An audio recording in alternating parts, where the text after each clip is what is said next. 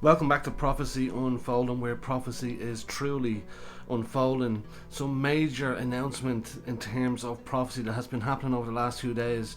Many of us know and have probably been watching Trump's Middle East tour and some of the things that have happened. But more importantly, one of the speeches he gave is absolutely eye-opening when it comes to the prophetic. Most of us know that there's been a prophecy in Daniel that's been sitting there for millennia now at this stage about a treaty that's going to happen, that's going to be brokered and it's going to be broken. Are we seeing the groundwork been laid for this peace treaty?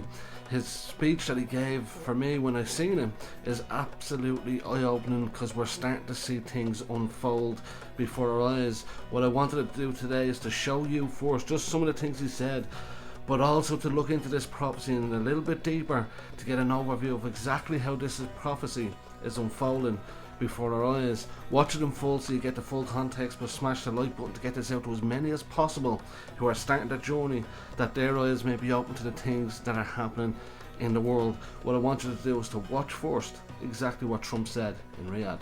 But know this, that Jesus is coming soon, and he will right all wrongs.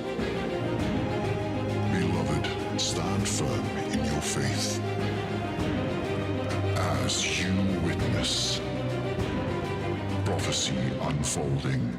Today, the Gulf nations have shown this entire region a path towards safe and orderly societies with improving quality of life, flourishing economic growth, expanding personal freedoms, and increasing responsibilities on the world stage. And with the historic Abraham Accords that we're so proud of, all the momentum was aimed at peace, and it aimed very successfully. It's been an amazing thing, the Abraham Accords, and it's my fervent hope, wish, and even my dream that Saudi Arabia, a place I have such respect for, especially over the last fairly short period of time, what you've been able to do, but we'll soon be joining the Abraham Accords. I think it'll be a tremendous tribute to your country, and it will be something that's really going to be very important for the future of the Middle East. I took a risk in doing them, and they've been an absolute bonanza for the countries that have joined. The Biden administration did nothing for 4 years. We would have had it filled out. But it will be a special day in the Middle East with the whole world watching when Saudi Arabia joins us, and you'll be greatly honoring me, and you'll be greatly honoring all of those people that have fought so hard for the Middle East, and I really think it's going to be something special, but you'll do it in your own time, and that's what I want, and that's what you want, and that's the way it's going to be. You know, when I first watched this, it had me on the edge of my seat with the realization that the groundwork is being laid. Now, I'm not saying Trump has a connection being the Antichrist, etc., but I do believe the groundwork's been laid. Let me know in the comment section whether you believe this is something that's very, very significant in terms of prophecy. But in terms of the prophecy of Daniel and the treaty, the connection in terms of what Trump is doing in the Middle East and this prophecy, I've made this short kind of video that will give you a proper overall view, and then we'll come to our conclusion. Former President Donald Trump's recent Middle East tour in May 2025 has reignited discussions about the Abraham Accords and their potential prophetic significance.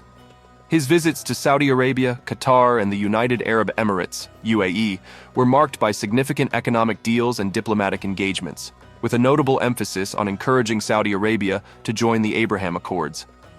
Trump's Middle East tour, key highlights economic and diplomatic engagements. During his tour, Trump secured substantial economic agreements, including a $600 billion Saudi investment in the U.S., a $96 billion aircraft deal between Boeing and Qatar Airways, and a $1.4 billion arms sale to the UAE.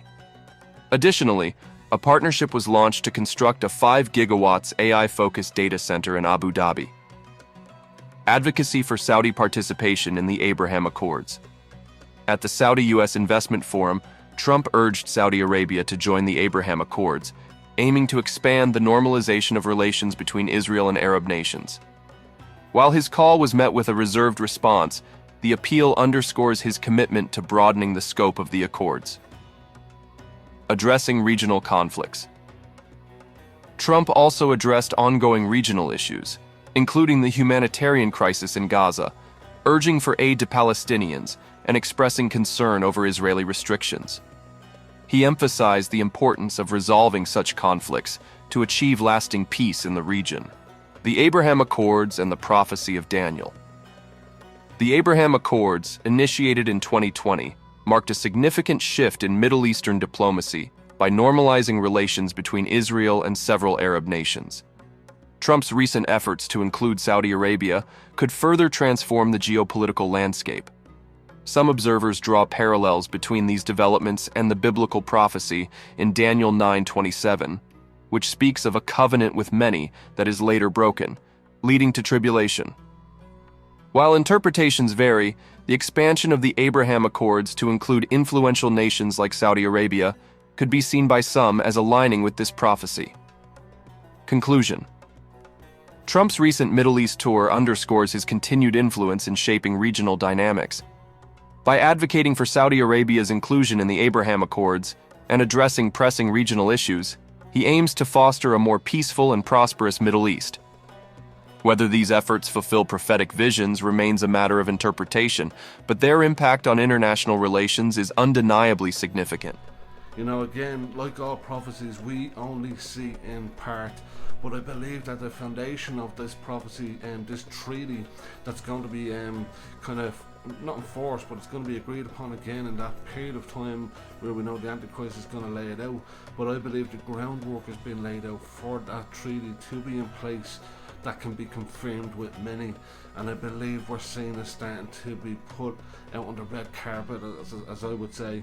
We have to keep an eye on these things that are happening in the world, but also when it comes to prophecy, prophecy is not a thing of to cast kind of doubt or fear, but it's to bring us a kind of a sense of hope and readiness that prophecy is actually happening. It's a hope in the fact that Christ is coming back soon, and this is what all of the prophecies that we look to are for. It's about Christ returning to rule and reign. I'm going to leave it on that. Remember, even though there's chaos going on in the world, God's always in control, and keep the faith.